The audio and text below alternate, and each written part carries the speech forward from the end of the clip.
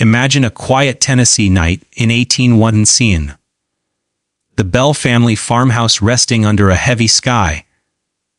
Trees standing still as if they were listening, and inside the wooden walls, a family trying to ignore the faint scratching that moved from one corner to another like an unseen visitor testing the house for fear. At first it sounded small, a rat, maybe the wind, but the noise returned every night, louder, smarter, almost patient, building suspense with every passing hour and pulling the Bells deeper into a mystery that refused to let go. John Bell noticed strange animals in his fields, shapes that vanished when he stepped closer. His daughter, Betsy, heard whispers that seemed to know her secrets. Blankets were pulled away while children slept, and soon the family realized this was not ordinary haunting, but something that carried intention, something that spoke. Some called it a ghost, others said it was a Jinn, a spirit that crossed worlds to test human courage. And neighbors gathered outside, half curious and half terrified, waiting to hear the voice that echoed through walls, without a body. The voice laughed, argued, sang hymns, and revealed stories no stranger should know, creating a chain of suspense that grew stronger with each retelling. Visitors came from miles away, soldiers, ministers, skeptics, all hoping to expose a trick. Yet many left shaken, claiming they heard footsteps that followed them beyond the property. The haunting continued year after year, weaving continuity into the Bell family's daily life so deeply that fear became routine. Meals were eaten while unseen hands knocked. Prayers were spoken while whispers replied. Some nights the presence sounded playful, other nights cruel, and the line between Jinn and ghost blurred, as if ancient folklore and American legend had merged into one restless voice. The spirit claimed to be more than a shadow, a watcher, a judge, a storyteller itself, and every creak in the wood carried the weight of another secret waiting to be spoken aloud. Even when neighbors tried to leave the story behind, strange echoes followed them home, reminding them that some spirits don't stay where they begin. By 1821, the voice began to fade, but the story refused to disappear. The Bell farmhouse, where visitors still walk through halls searching for answers, where haunted recreate footsteps that once made children hide under blankets, where guides speaking as the Jinn, as people listening from behind the walls, and as people step in the museum and people sleep on board of the walls, and people see walls museum today. Some claim they feel the same quiet pressure in the air, the same watchful silence, the same sense that the story never truly stopped, that the Bell Witch may still be waiting for another listener to arrive, another voice to answer, another night to begin.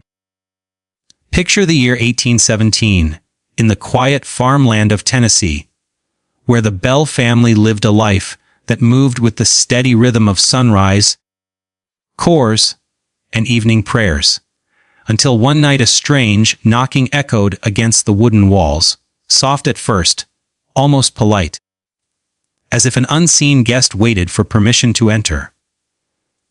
John Bell stepped outside with a lantern, expecting wind or wandering animals. Yet the field stood still, the darkness pressing close like it held a secret.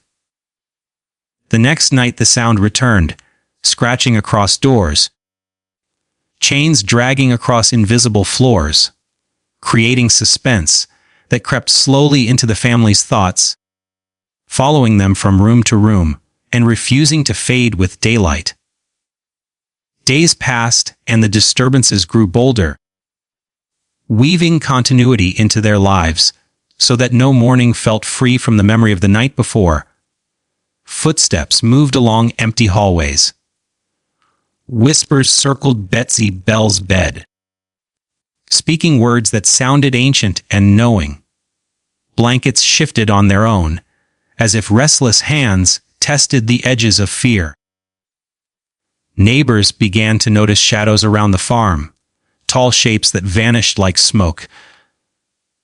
And rumors spread that the Bells were not alone, that a ghost had claimed their home, or perhaps a Jinn, a wandering spirit drawn by something unseen, something unfinished. Visitors arrived, some curious, some determined to expose a trick. But many left shaken after hearing laughter, with no mouth behind it or voices arguing from empty corners. The presence seemed to listen, respond, even predict what people would say next, building a sense of intelligence that blurred the line between haunting and conversation. Nights became longer, silence grew heavier, every creak of wood felt deliberate, as if the house itself had joined the story. And as weeks turned into months, the family realized the disturbances were no passing event, but a living thread woven into their daily routine. A mysterious force that returned again and again, patient and watchful, letting the suspense stretch further each night, until even the quiet moments between sounds felt louder than the knocks themselves, until every shadow looked ready to move, until every breath carried the question of whether the ghost or Jinn lingered just beyond sight, waiting. For another door whispered, "Another night." And though to tremble, what's tells now whether or not to begin. As the strange presence inside the Bell home grew stronger, the biggest mystery was not only what it did, but what it was. Some neighbors whispered that it must be a ghost, the restless echo of someone who once walked the land, returning to speak through cold drafts and moving shadows, while others, drawing from older traditions and stories passed down through generations, believed it behaved more like a Jinn, a spirit known for intelligence, mischief, and the power to cross between the unseen world and human life. The uncertainty itself created suspense, because no one could agree whether they faced a lonely soul trapped in memory or a clever being choosing to remain hidden behind laughter and riddles. The entity spoke in voices that changed from gentle to mocking, sometimes quoting prayers, other times revealing secrets that left visitors frozen in disbelief. And every encounter deepened the continuity of the legend, because each witness carried away a slightly different version of the same chilling story. One night, it sounded like a harmless ghost repeating old hymns from the past. The next, it felt like a Jinn, testing the courage of those who dared to challenge it, responding instantly to questions as if it stood unseen among them. Ministers arrived to confront it with faith. Skeptics came with logic. Yet the voice adapted to each person, shifting its tone and personality so smoothly that people left unsure whether they had faced a single spirit or many layered presences speaking through one unseen mouth. The haunting blurred belief and folklore into a living mystery. Shadows moved across walls like silent watchers.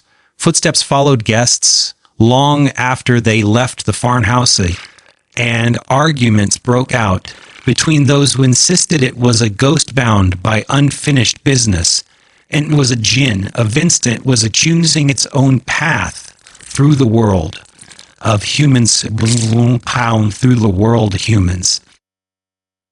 The spirit seemed to enjoy the confusion, feeding on suspense, answering some questions while turning others into deeper riddles, making listeners feel as though they had stepped into an ancient story where certainty was impossible and every sound carried a hidden meaning. And as nights stretched longer and stories spread further, the presence remained, just out of sight yet impossible to ignore. A voice that knew too much, a shadow that stayed too long, a mystery that refused to settle into a single name. Lingering between ghost and jinn, between fear and fascination, between silence and the next whisper waiting to be heard. As months turned into years, the haunting stopped feeling like a single shocking event and became a strange rhythm, woven into the Bell family's everyday life, a continuity so deep that even ordinary moments carried a shadow of expectation. Morning sunlight fell across the kitchen table, where the family tried to laugh and speak normally. Yet every creak of the floor made them glance over their shoulders, wondering whether the ghost or jinn that followed their nights had chosen to linger through the day. Chores continued, fields plowed, animals fed, lessons taught, but the sense of being watched never left, creating suspense that settled quietly into every routine, like an extra presence sharing the same space. The spirit adapted to their habits, appearing at familiar times, as if it followed an invisible schedule. Footsteps echoed during evening prayers. Whispers interrupted bedtime stories. Unseen knocks marked the hours more reliably than any clock. Some nights, the voice argued with John Bell about faith and morality. Other nights it sang softly to the children, shifting between kindness and cruelty in ways that kept everyone uncertain and alert. Neighbors who visited regularly claimed the presence, greeted them by name, as if it remembered every conversation from weeks before, building a continuous thread that made the haunting feel alive rather than random. As seasons changed, so did the stories. Winter nights filled with the sound of chains across frozen floors, spring mornings where laughter floated through open windows, summer evenings when shadows stretched too long across the walls, autumn winds that carried voices or ancient trees, wandering ghosts, or ancients lossing between worlds. Fear became familiar, almost predictable, yet never safe, and the family learned to live alongside the unknown, setting extra places at the table for visitors while silently wondering if an unseen guest listened from the corner. Even moments of calm carried tension, because the absence of sound felt like a pause before another disturbance, a held breath before the next whisper. And over time the haunting turned into a living story that moved forward day by day, year by year, pulling every witness into its growing legend. Children grew older under the watchful presence. Guests arrived expecting silence, but found conversation with empty air, and the farmhouse itself seemed to remember every knock, every laugh, every argument between ghost and jinn, as though the walls absorbed the continuity of the haunting and replayed it again and again, until ordinary life and the supernatural blur in long unfolding tale, one routine shaped by unseen footsteps, one story still moving forward with every passing night, to break the silence, the next shadow to shift, the next voice to rise from the coil, to rise from down. Along the folding cords, see the theory, from the quail to the word of the Bell Witch spread far beyond the quiet Tennessee fields, carried by travelers, letters, and hushed conversations around fireplaces, and soon the Bell home became a gathering place for curious visitors, skeptics, preachers, and storytellers, each arriving with a different belief about whether they would meet a ghost bound to the land or a clever jinn moving unseen among humans. Wagons lined the dirt road at sunset as people waited for night to fall, whispering predictions and daring one another to step inside. The air thick with suspense, even before the first strange sound echoed through the house. Some visitors entered confidently, convinced they would uncover a simple trick, yet many left shaken. Describing footsteps that followed them down empty hallways or voices that answered their thoughts before they spoke aloud. The presence seemed aware of every newcomer, greeting them with laughter, riddles, or sudden knocks that made lantern flames flicker, and each encounter added another layer to the continuity of the legend.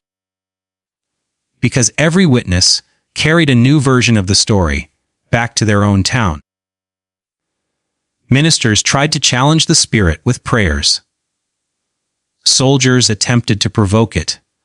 With bravery, storytellers begged it for secrets. And the unseen voice responded differently to each person, shifting between playful, ghostly echoes and the sharp, intelligent tone people associated with a Jinn testing human courage. Crowds gathered outside windows, hoping to hear even a single whisper. Some claimed to see shadows crossing walls where no one stood. Others said invisible hands brushed past them like a passing breeze. And the more stories that spread, the more visitors arrived, feeding the mystery until the Bell Farm felt less like a home and more like a stage where the unseen performed nightly. People argued on the road afterward about what they had experienced. Whether the presence was a lonely ghost seeking attention, or a powerful Jinn, weaving confusion into human belief. And those debates only deepened the suspense, because no two witnesses described the same encounter in exactly the same way. Even those who tried to dismiss the events sometimes reported strange echoes following them home, a knock on their door late at night, a voice in a dream repeating words they heard at the farmhouse, and with every retelling the legend grew stronger, connecting towns and families into one continuous chain of stories shaped by fear, curiosity, and wonder. The Bell Witch became more than a local haunting. It turned into a shared experience, carried in memory and imagination, a story that followed travelers down dark roads and lingered in quiet rooms long after the lanterns were blown out, a mystery passed from one listener, one whisper becoming many, one unseen presence continuing to draw people closer, waiting to draw people closer to the door. Another question to be asked, another voice to answer from the shadows just beyond Sala from Northwest Land. I'm trying to see. Like a with explore, oh, you all sigh. Years passed, and the Bell family's farmhouse slowly transformed from a place of fear into a living memory. Yet the story refused to rest quietly in history books. The land itself seemed to hold on to every whisper and footstep. And as time moved forward, the site became a museum where visitors arrived not just to learn, but to feel the lingering presence that once turned ordinary nights into stories of suspense. Guides walked softly through dimly lit rooms, telling tales of voices that once echoed against wooden walls. And as footsteps creaked beneath modern shoes, some guests claimed the sounds felt strangely familiar, as though the ghosts of old stories followed along beside them. Haunted tours began to recreate the atmosphere of those early nights, lanterns glowing in dark corners, shadows stretching along narrow hallways, and storytellers describing moments when the spirit behaved like a ghost trapped in unfinished history, or like a Jinn that chose to stay close to human curiosity. Visitors listened carefully, unsure whether the chills they felt came from imagination or from something older than memory. And the continuity of the legend grew stronger with each new generation stepping into the house, hearing the same whispers, retold in slightly different voices. Some people reported sudden cold drafts, brushing past them like unseen hands. Others said they heard faint laughter when the group fell silent. And even skeptics admitted that the quiet of the museum carried a heavy suspense, as if the building itself watched every movement. Cameras flashed, footsteps paused, and every creak of the floor reminded listeners that the past was not entirely gone, that stories of ghosts and jinn had shaped the space long before it became a place for tours and storytelling. Outside, the fields stretched into darkness, just as they had in 1877. Wind moving through trees that seemed to murmur old secrets, and guides often paused their stories to let silence settle over the group, allowing each person to imagine the nights when unseen voices spoke without warning. Some visitors returned again and again, hoping to experience something new. A shadow moving just beyond sight, a whisper that sounded personal, a sudden sense that someone else walked beside them, though no footsteps appeared on the ground. And as the tours continued year after year, the Bell Witch legend remained alive, not only as history but as a living story carried forward by every listener who stepped into the house expecting nothing them home, a sense that the boundary between past and present remained thin. At the goes, Jinn might steer with every door. Hornet still linger in the another chapter was only in the darkness. Another story, weather group entering the darkness. Another told waiting to whisper, waiting to relayed from the sinus or response. So what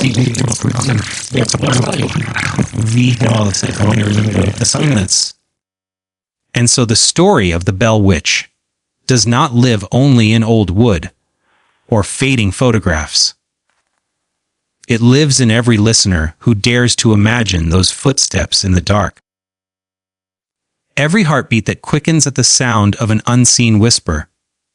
Every question that lingers long after the lantern light fades. Some will call it a ghost. Others will believe it was a jinn, a spirit that crossed into human life to leave behind a lesson wrapped in mystery. But whatever name you choose, the legend reminds us that stories never truly die when people continue to listen. Tonight, as you step away from this tale, listen closely to the quiet around you, to the creak of a floor, the rustle of wind against a window, and ask yourself whether the boundary between the seen and unseen is as strong as we pretend, or whether somewhere, just beyond the edge of sound, an old voice still waits patiently for another listener. Another question, another moment when silence grows deep enough for a whisper to return.